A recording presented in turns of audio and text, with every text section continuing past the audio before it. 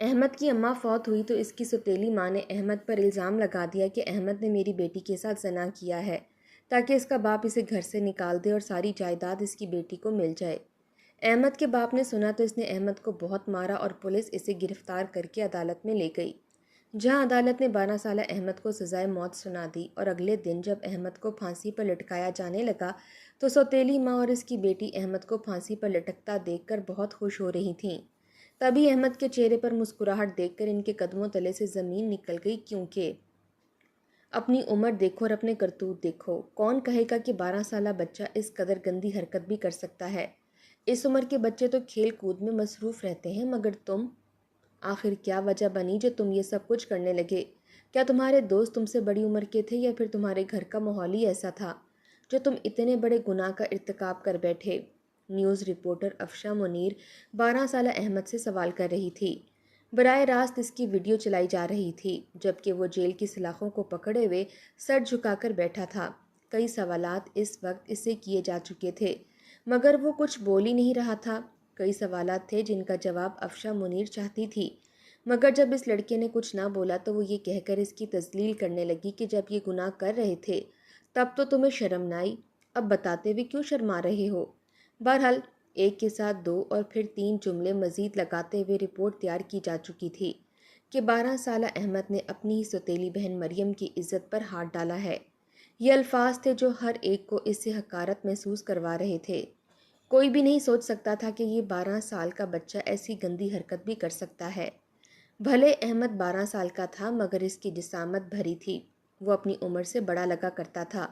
کچھ اس کا صحت مند جسم اور اس کے نین نقش اور وجود کے خد و خال ایسے تھے کہ وہ 12 سال کی عمر میں بھی 16 سالہ نوجوان لگا کرتا تھا۔ وہ نیوز رپورٹر تو وہاں سے جا چکی تھی مگر احمد ایک کونے میں بیٹھا تھا۔ جس جیل میں وہ موجود تھا وہاں پر اس وقت اس جیسے کئی بچے موجود تھے، لیکن سبھی اس سے دور دور ہو کر بیٹھے تھے، ہر کوئی سے برا بھلا کہتا رہتا تھا۔ یہاں پر آئے ہوئے سے 1 ہفتہ بیت چکا تھا اور یہ 1 ہفتہ کسی اذیت سے کم نہیں تھا۔ اپنے منہ سے ایک لفظ تک نہیں نکالا تھا۔ جب رات کو سب سو جاتے تو وہ بیٹھ کر روتا رہتا تھا، پھر وہ رو رو کر اپنی ماں کو یاد کرتا رہتا کہ اگر اس کی ماں زندہ ہوتی تو آج اس کے ساتھ یہ سب کچھ نہ ہو رہا ہوتا۔ پھر یہ بھی خوف کہ اگلے 1 ہفتے بعد اسے پھانسی کے تختے پر لٹکا دیا جائے گا، وہ بھی اس گناہ کے لیے جس کے بارے میں اس نے کبھی خواب میں بھی نہیں سوچا تھا۔ احمد ابھی سونے کے لیے بستر پر لیٹا تھا کہ جب اس سے بڑی عمر کے کچھ لوفر قسم کے قیدی لڑکے وہاں پر آ گئے۔ اگلے ہی پل گریبان سے پکڑ کر اسے بستر سے گرایا تھا، کہنے لگے کہ یہاں کا میں دادا ہوں، بستر پر بھی میں ہی سوؤں گا، تو زمین پر لیٹ کر سو جا۔ مجبوراً بغیر کسی سے کوئی بحث کیے احمد ایک جانب کو بیٹھ چکا تھا۔ اس کے ماتھے پر ابھی بھی کئی زخم اور نیلوں کے نشان تھے۔ پہلے تو گناہ قبول کرنے کے لیے اس پر تشدد کیا گیا تھا، مارے خوف کے اس نے خود ہی اپنی زبان سے اقرار کیا تھا کہ اس نے ہی اپنی سوتیلی بہن کی عزت پر ہاتھ ڈالا ہے، حالانکہ وہ تو اس قدر معصوم تھا کہ جانتا بھی نہیں تھا کہ اس کی غلطی کیا ہے۔ بہرحال مار سے بچنے کے لیے اس نے گناہ قبول کیا تھا اور پھر عدالت میں اسے یہ سزا سنا دی گئی تھی کہ اسے پھانسی دی جائے گی۔ نہ ہی اس کا باپ بولا تھا اور نہ ہی اس کی سوتیلی ماں نے آگے بڑھ کر اسے معاف کرنا چاہا تھا۔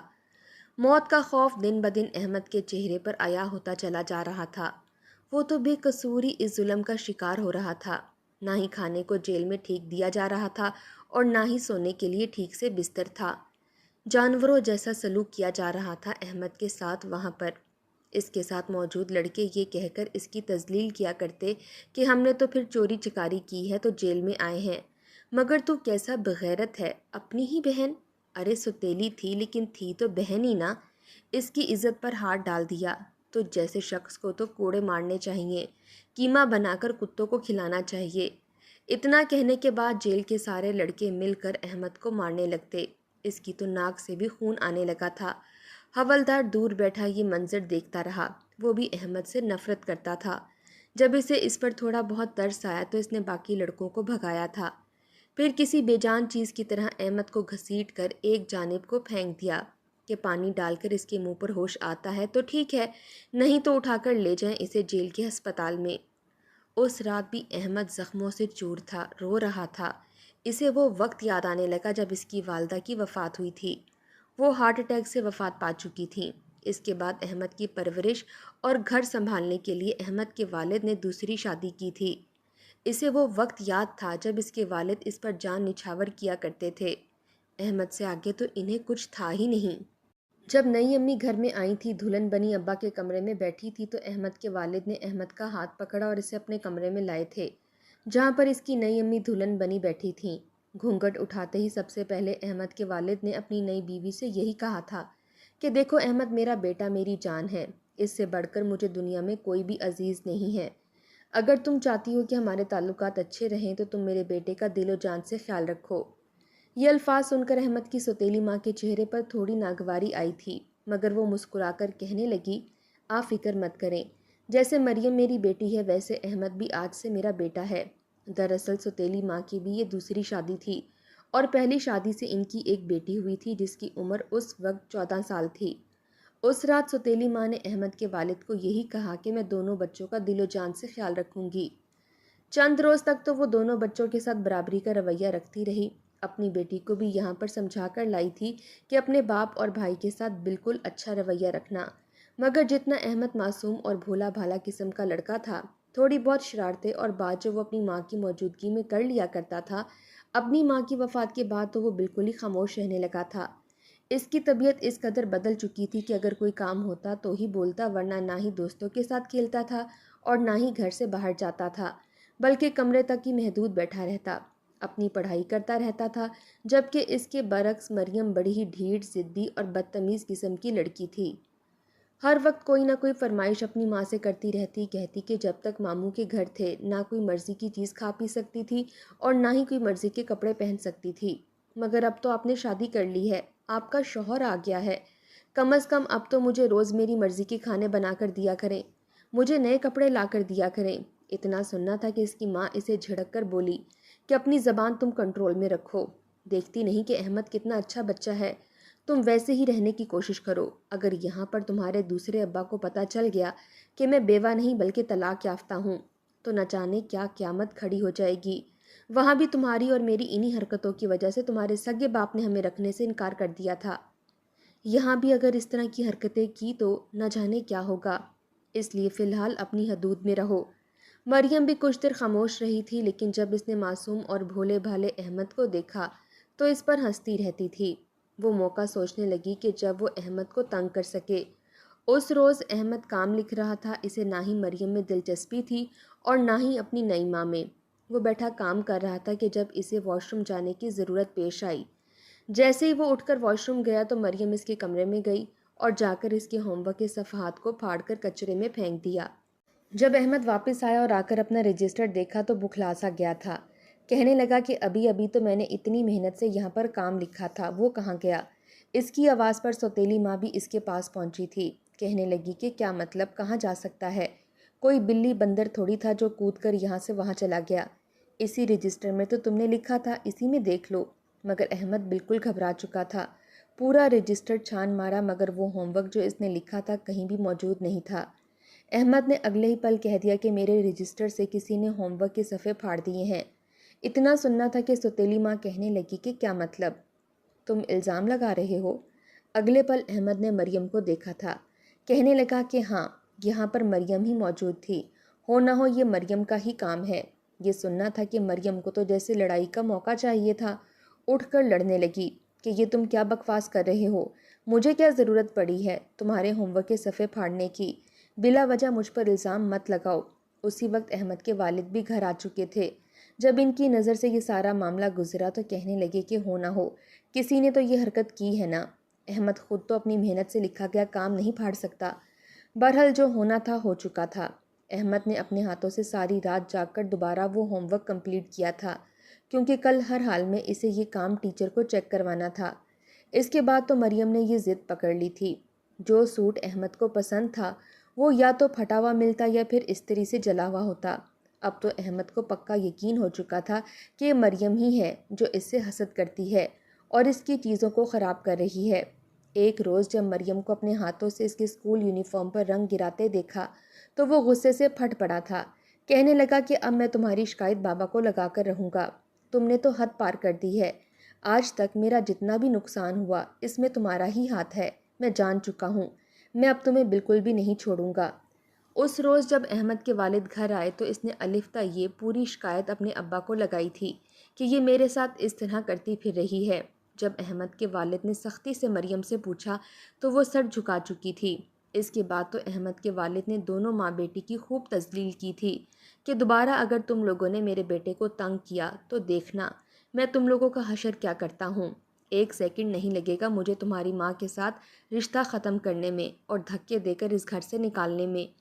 تم نہیں جانتی میری ساری دولت، میری ساری جائیداد میرے بعد میرے بیٹے احمد کی ہے۔